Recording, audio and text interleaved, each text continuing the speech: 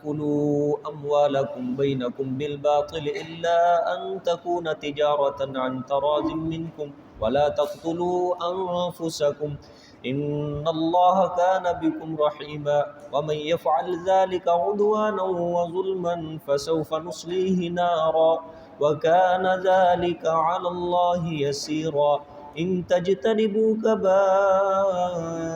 ما تنهون عنه نكفر عنكم سيئاتكم وندخلكم مدخلا كريما ولا تتمنوا ما فضل الله به بعضكم على بعض للرجال نصيب مما اكتسبوا وللنساء نصيب مما اكتسب واسألوا الله من فضله إن الله كان بكل شيء عليما ولكل جعلنا موالي مما ترك الوالدان والأقربون والذين عقدت أيمانكم فآتوهم نصيبهم إن الله كان على كل شيء شهيدا صدق الله العظيم.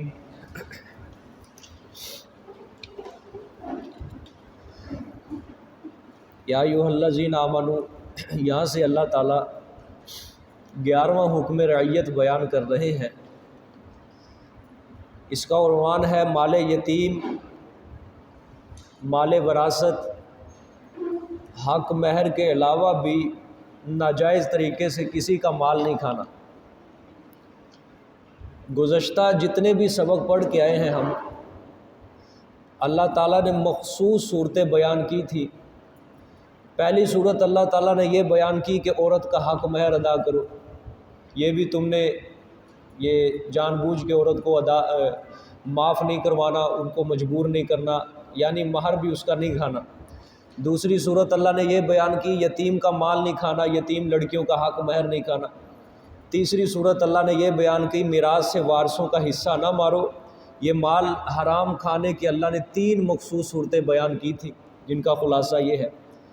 اب مال حرام کھانے سے اللہ تعالیٰ نے عام ممانعت بیان فرمائی. وہ مخصوص طریقے سے اللہ تعالیٰ نے مخصوص انداز میں مخصوص صورتیں بیان کی. اب اللہ تعالیٰ نے عام ممانعت بیان فرما دی کہ کسی بھی طریقے سے کسی کا مال نہیں کھانا ناجائز طریقے سے. یہاں سے اللہ تعالیٰ بیان کریں گے. ترجمہ دیکھیں. یا ایھا الذین آمنوا لا تأکلوا اموالکم بینکم بالباطل، اے وہ لوگوں جو ایمان لائے، نہ کھاؤ تم اپنے مال اپنے درمیان بالباطلی، باطل طریقے پر، یعنی حرام طریقے پر مال نہ کھاؤ. سمجھ آ گئی؟ تو ترجمہ دوبارہ دیکھیں. یا ایھا الذین آمنوا، اے وہ لوگوں جو ایمان لائے، لا تأکلوا، نہ کھاؤ تم، اموالکم اپنے مال، بینکم اپنے درمیان، بالباطلی ساتھ باطل کے، یعنی حرام طریقے سے مال نہ کھاؤ. باطل کا مطلب حرام طریقے سے، اس کے اندر ساری صورتیں آ جاتی ہیں. سود خوری، اسی طرح رشوت، جھوٹ بول کے مال کمانا، کسی کو دھوکہ دے کے، کسی کی چیز غصب کر کے، سمجھ آ گئی، کسی کی چیز چھین کر یا معاہدہ توڑ کر، جھوٹ بول کر، ساری صورتیں اس کے اندر آ جاتی ہیں. دھوکہ دے کر مال کھانا، یہ باطل طریقے کے اندر سب داخل ہے. اللہ تعالیٰ نے آگے استثناء فرمایا، الا ان تکون تجارتا عن تراض منکم، فرمایا مگر یہ کہ ہو تجارت راضی ہونے تم سے.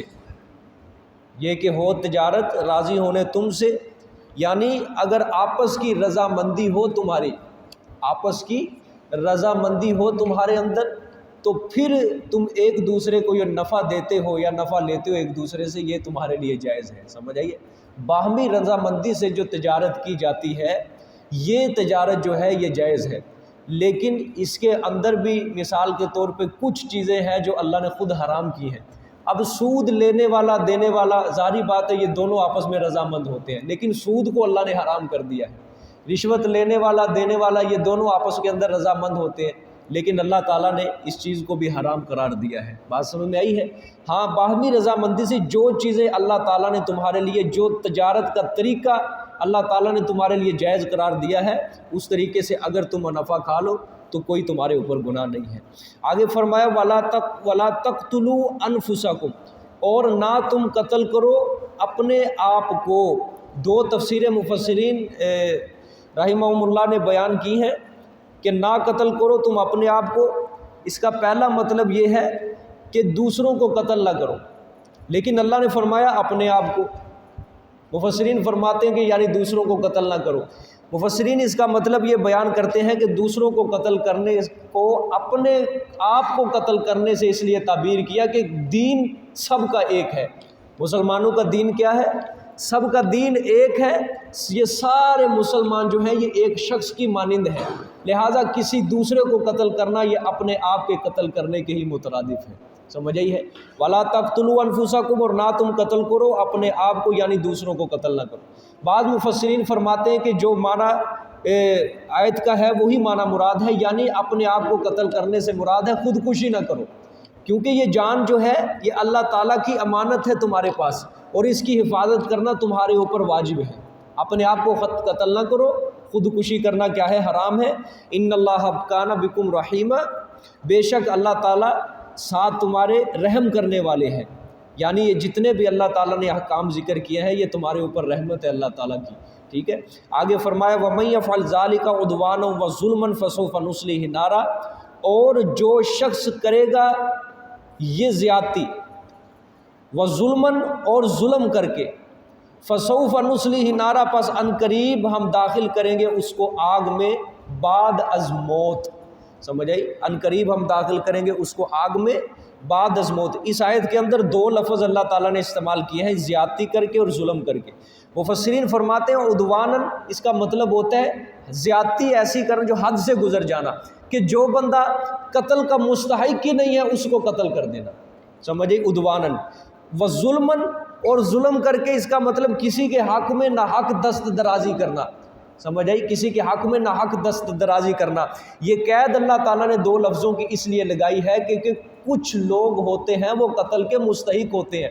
مثال کے طور پہ قصاص اگر کسی سے لیا جائے، یہ عدواناً کے اندر شامل نہیں، حد سے زیادہ تجاوز نہیں ہے، بلکہ وہ مستحق تھا قتل کرنے کا۔ اسی طرح اگر کسی سے قصاص نہیں بلکہ دیت لینی ہے، مال لینا ہے، اب مال اس سے زبردستی بھی بندہ دیت لے سکتا ہے اس سے، سمجھ آئی ہے؟ لیکن اس میں حد سے تجاوز نہیں ہوتا بلکہ وہ اس کا حق ہوتا ہے، دیت ہوتی ہے، یہ عدواناً اور ظلماً نہیں ہے، سمجھیے؟ یہ اللہ تعالیٰ نے اس لیے قید لگائی وَمَن يَفْعَلْ ذَلِكَ عُدْوَانًا وَظُلْمًا فَسَوْفَ نُصْلِيهِ نَارًا، اور جو شخص کرے گا یہ زیادتی کر کے اور ظلم کر کے، فَسَوْفَ نُصْلِيهِ نَارًا، پس ان قریب ہم داخل کریں گے اس کو آگ میں، وَكَانَ ذَلِكَ عَلَى اللَّهِ يَسِيرًا، اور یہ کام اللہ پر بہت آسان ہے، یعنی جہنم کے اندر کسی کو پھینک دینا، آگ کے اندر کسی کو داخل کرنا، یہ اللہ کے اوپر کوئی مشکل کام نہیں ہے، یہ اللہ کے اوپر بہت زیادہ آسان ہے۔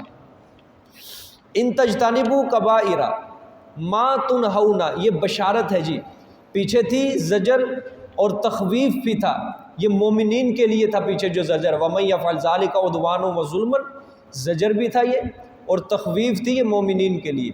آگے یہ بشارت ہے مومنین کو، ان تجتنبوا کبائر ما تنہون عنہ نکفر عنکم سیئاتکم وندخلکم مدخلا کریما، اگر تم بچتے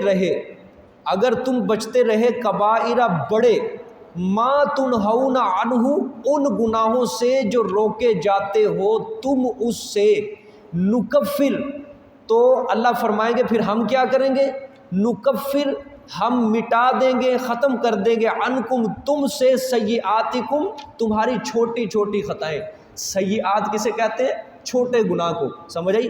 کبائرہ پیچھے لفظ استعمال ہوا بڑے گناہ کو، سمجھے؟ سیئات کہتے ہیں چھوٹے چھوٹی خطاؤں کو۔ وَنُدْخِلْكُمْ مُدْخَلًا کریما، اور ہم داخل کریں گے تمہیں داخل کرنا عزت والی جگہ میں، کریمہ عزت والی جگہ میں۔ عزت والی جگہ کون سی ہے؟ جنت والا مقام ہے، سمجھ آئی؟ جنت کے اندر اللہ تعالیٰ فرماتے ہیں کریں گے۔ اب دیکھیں ابتدائی صورت سے لے کر یہاں تک اللہ تعالیٰ نے جتنے بھی گناہ بیان کیے ہیں وہ چھوٹے گناہ نہیں ہیں، وہ بڑے گناہوں کا اللہ نے ذکر کیا ہے، سمجھ آئی ہے؟ اللہ کیا فرما رہے ہیں اس آیت میں کہ جتنے بھی میں نے یہ گناہ ذکر کیے یہ سب کے سب موجب عذاب ہیں، اگر تم کرو گے تو تم عذاب کے مستحق بن جاؤ گے۔ اللہ فرماتے ہیں تم بڑے بڑے گناہوں سے بچتے رہو، ان تجتنبوا کبائر، اللہ فرماتے ہیں بڑے گناہوں سے بچ جاؤ، تم بڑے بڑے گناہوں سے بچتے رہو، جن گناہوں سے بچنے کا تمہیں حکم دیا ہے میں نے۔ پھر میرا کام کیا ہوگا؟ ہاں جو قدم قدم پہ تم سے چھوٹے چھوٹے گناہ سرزد ہو جاتے ہیں، سمجھ آئی؟ وہ میں تمہارے خود بخود معاف کرتا رہوں گا، سمجھ آئی ہے؟ بات سمجھ میں آئی؟ دیکھیں آپ ذرا غور کریں، گناہ سے بچنا بھی نیکی ہے، اس آیت سے پتہ چلتا ہے۔ بڑے گناہ سے بچنا بھی کیا ہے؟ نیکی ہے۔ دیکھیں اللہ نے فرمایا اگر تم بچتے رہے بڑے گناہوں سے جن سے روکا گیا تمہیں، ٹھیک ہے، بڑے گناہوں سے بچ گئے، پھر اللہ کیا کریں گے؟ چھوٹی خطائیں میں خود بخود معاف کر دوں گا۔ یعنی یہ تم نے نیکی کا کام کیا ہے، بڑے گناہ میری نافرمانی سے تم بچے ہو۔ بات سمجھ میں آ گئی؟ گناہ نہ کرنا یہ صرف یہی نہیں ہے کہ اللہ کا حکم پورا ہو رہا ہے، اللہ کا حکم بھی پورا ہو رہا ہے اور ساتھ بندہ نیکی بھی کر رہا ہے۔ بھئی اگر جو بندہ کہ نافرمانی سے بچتا ہے گویا وہ اللہ کا حکم بھی پورا کر رہا ہے، سمجھیے، اور نیکی کا کام بھی کر رہا ہے کہ اللہ کا حکم پورا کر رہا ہے، سمجھ آئیے؟ تو اللہ تعالیٰ کیا فرماتے ہیں؟ چھوٹی چھوٹی خطائیں میں تمہاری سب کی سب معاف کر دوں گا۔ اور ظاہری بات ہے جب بندہ بڑے گناہ سے بھی بچ جائے گا، ادھر سے چھوٹی خطائیں اللہ خود بخود معاف کر دے گا، تو بندہ تو ہو جائے گا گناہوں سے صاف شفاف، اس کے نامہ اعمال میں صرف نیکیاں ہی نیکیاں ہوں گی۔ پھر اس کے لیے کیا ہے؟ وَنُدْخِلْكُمْ مُدْخَلًا کریما، ہم داخل کریں گے اس کو داخل کرنا عزت والی جگہ کے اندر۔ کیوں بھئی؟ جنت جو ہے یہ عزت والا مقام ہے۔ اللہم اجعلنا منہم، اللہ ہم سب کو یہ مقام عطا فرمائے عزت والا۔ جائے کبائر، بڑے بڑے گناہ، گناہ کبیرہ کہتے کس کو ہیں؟ بڑے مفسرین کے اس میں اقوال ہیں، ان میں سے سب سے زیادہ صحیح قول یہ ہے کہ گناہ کبیرہ اس کو کہتے ہیں کہ جس پر اللہ تعالیٰ نے اور اس کے رسول صلی اللہ علیہ وسلم نے دنیا میں غصہ یا اس گناہ کے اوپر حد جاری کی ہو، یا آپ صلی اللہ علیہ وسلم نے یا اللہ تعالیٰ نے قرآن پاک کے اندر اس کے اوپر لعنت فرمائی ہو، اس کو کہتے ہیں کبیرہ گناہ۔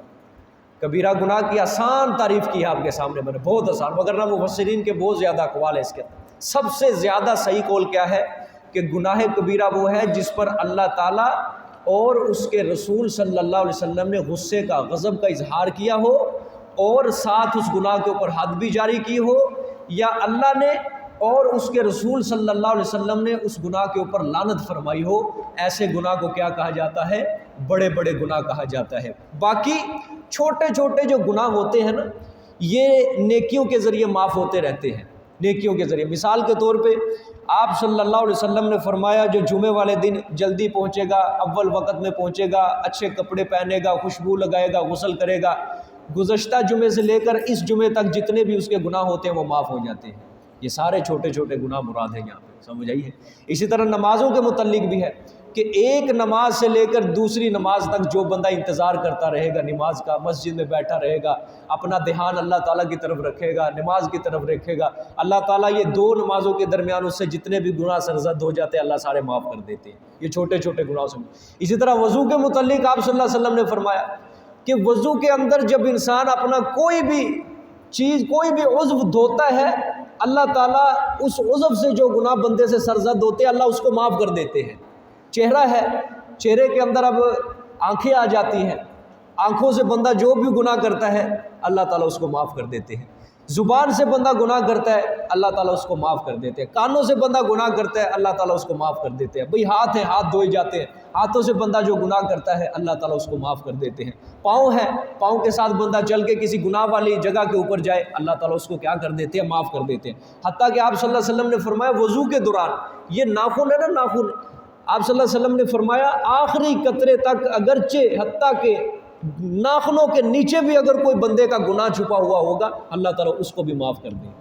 یعنی وضو ایسی فضیلت والی چیز ہے، ایسی چیز ہے کہ بندے کے گناہ دھل جاتے ہیں، بندے کے کیا دھل جاتے ہیں؟ گناہ دھل جاتے ہیں اس سے، وضو کرنے سے۔ لیکن ہمارے کچھ لوگ ہیں وضو کے اندر صرف فرائض کا ہی اہتمام کرتے ہیں، لیکن اس کے اندر سنن اور مستحبات کا بالکل اہتمام نہیں کرتے ہیں، بالکل اہتمام نہیں کرتے۔ اس کے آداب کیا ہے وضو کے، اس کی سنتیں کیا ہیں۔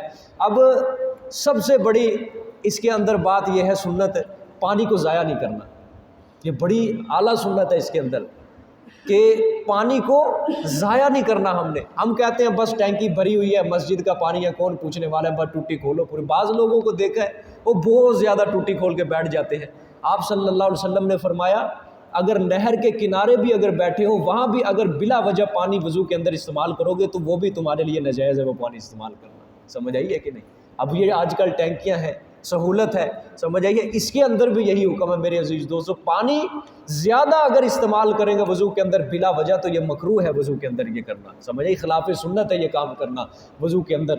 اور اسی طرح وضو کی سنتوں کے اندر یہ بھی شامل ہے کہ کلی اچھی طرح کی جائے، غرارہ کیا جائے، ناک کی کلی اچھی طرح کی جائے، سمجھ آئیے، بیٹھ کے وضو کیا جائے، اور وضو کی دعاؤں کا اہتمام کیا جائے، شروع کے اندر بسم اللہ پڑھی جائے، درمیان کی دعا پڑھی جائے، آخر کی دعا پڑھی جائے، یہ ساری سنتے ہیں وضو کی، یہ سارے سنن اور مستحبات ہیں وضو کے۔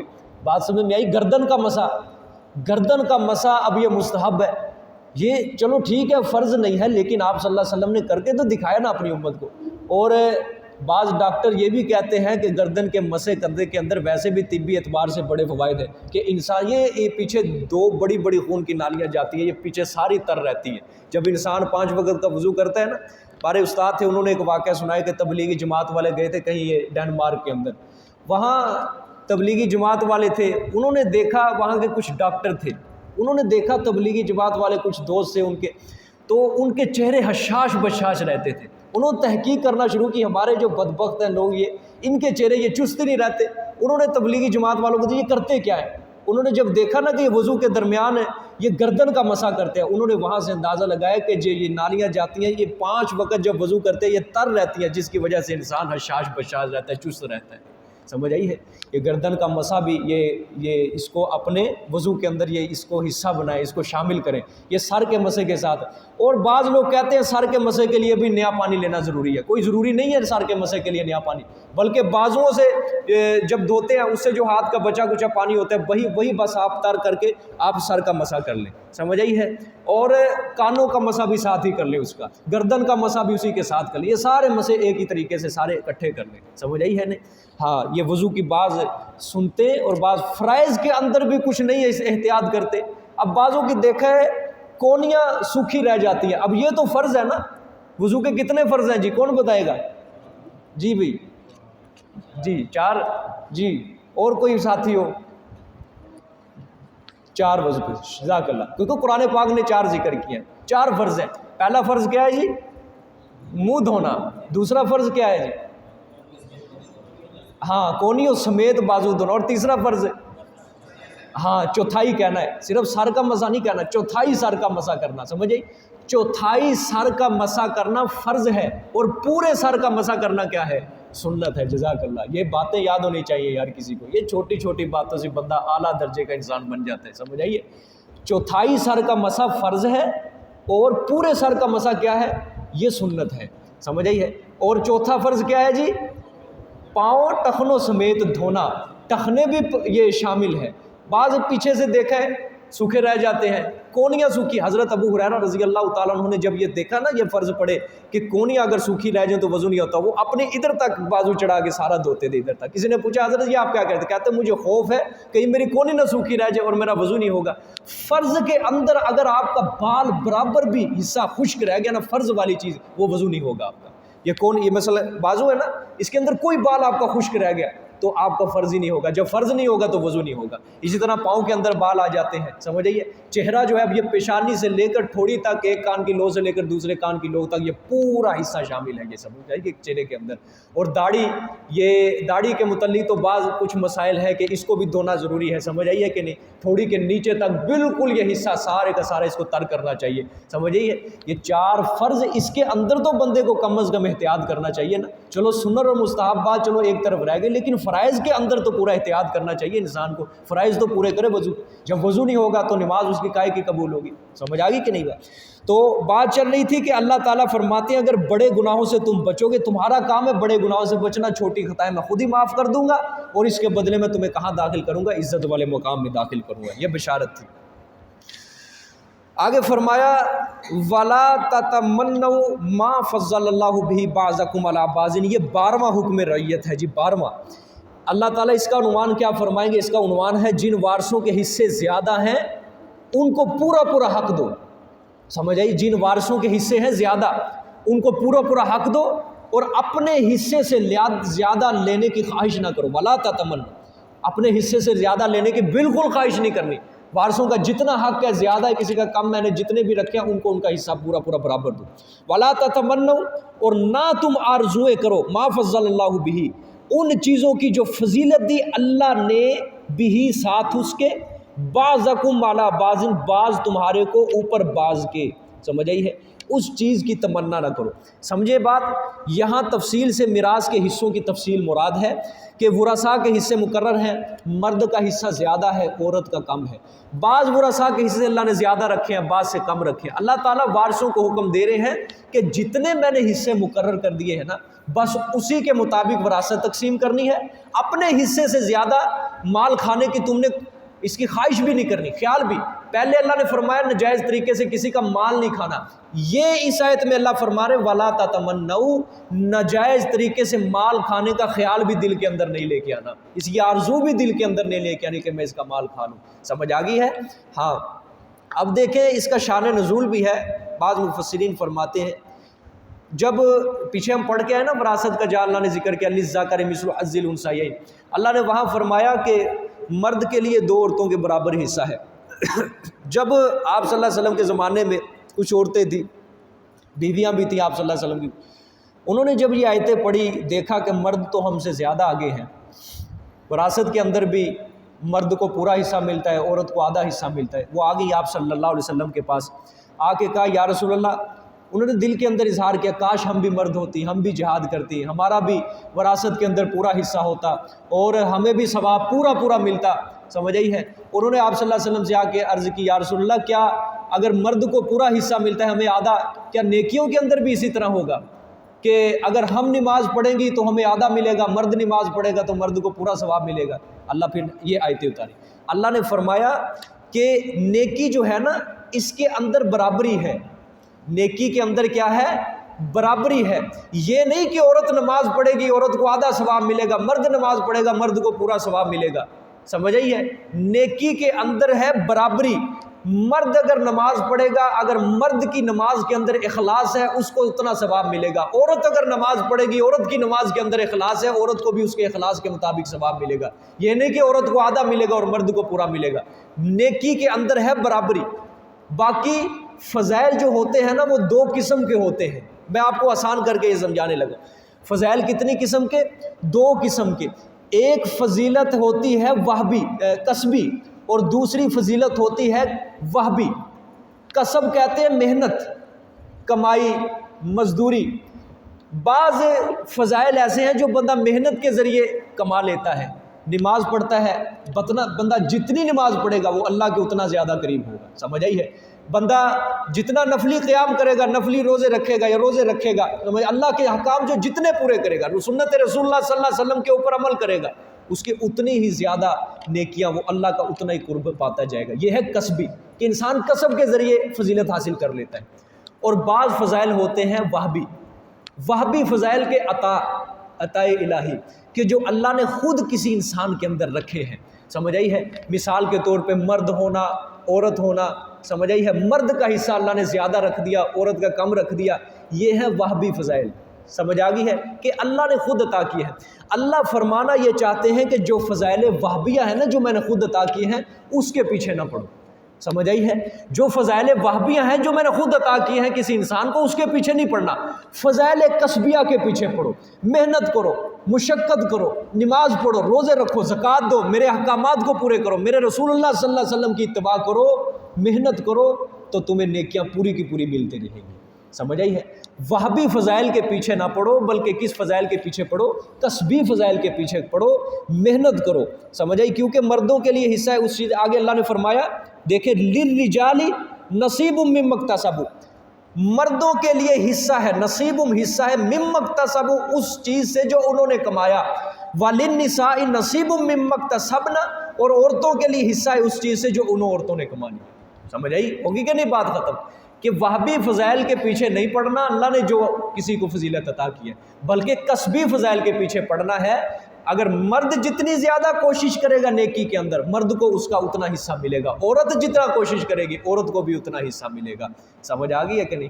حضرت حسن بصری غالباً ان کے بارے میں آتا ہے، حضرت رابعہ بصری سے یہ کرنے لگ گئے، یہ ملاقات اسی طرح ان کا چل پڑا مناظرہ حضرت حسن بصری رحمۃ اللہ علیہ نے فرمایا کہ دیکھو مرد جہاد کے اندر جاتا ہے، مرد کا عورت کے اندر، مرد کا وراثت کے اندر حصہ زیادہ ہے، مرد تو زیادہ ہے۔ آگے حضرت رابعہ بصری بھی، پھر رابعہ بصری تھی، اس نے جواب دیا چلو مرد کا حصہ زیادہ ہے۔ اس حضرت حسن بصری نے کہا نا کہ نبی جو ہوتا ہے وہ مرد بنتا ہے، عورت نبی نہیں بنتی۔ حضرت رابعہ بصری نے کہا چلو مرد نبی بنتا ہے، نبی کو جنم تو پھر عورت ہی دیتی ہے نا۔